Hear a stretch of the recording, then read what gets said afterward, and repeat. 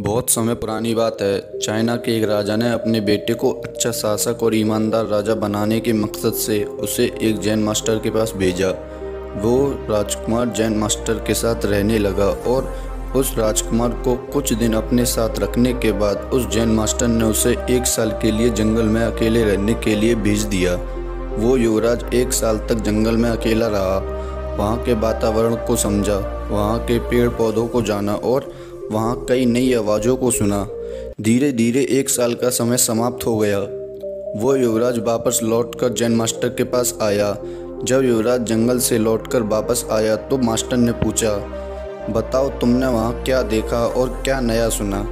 इस पर युवराज ने जवाब दिया, गुरुजी मैंने वहाँ कोयल की कूक सुनी, नदियों की कलकल सुनी, पत्तियों की सरसराहट सुनी, मधुमक्खियों की गूंजन की आवाज़ सुनी, मैंने झिंगुर का शोर सुना और हवा की धुनी भी सुनी। युवराज अपना अनुभव सुनाता चला गया। फिर अब युवराज ने अपनी बातें पूरी कर ली तो मास्टर ने कहा, अच्छा है, अब तुम दोबारा जंगल में जाओ, वहाँ रहो, वहाँ के वातावरण को दोबारा समझो और तब तक लौट कर मत आना जब तक तुम्हें कोई नई आवाज़ सुनने को ना मिले। यह सब सुनकर युवराज कुछ समझ नहीं पाया। वो 1 साल जंगल में बिताने के बाद वापस अपने घर लौटना चाहता था, परंतु वो मास्टर की बात को भी नहीं टाल सका। मन ना होते हुए भी वो जंगल की ओर चला गया और वहाँ दोबारा अपना समय बिताने लगा। लेकिन इस बार कई दिन गुजर गए।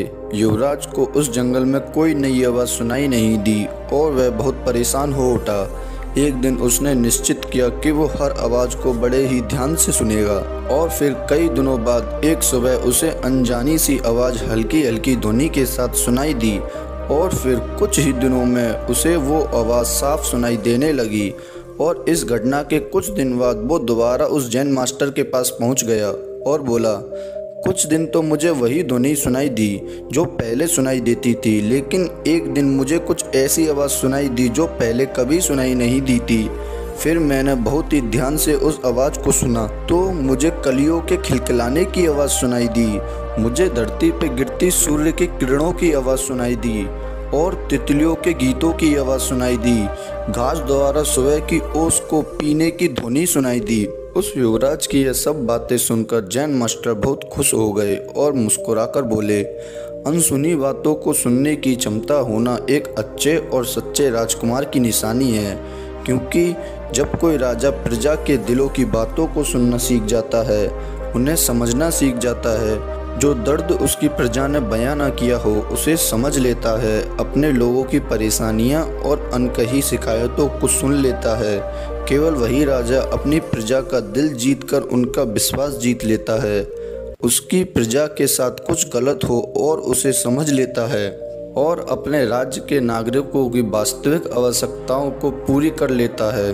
केवल वही व्यक्ति एक अच्छा और ईमानदार राजा बनता है।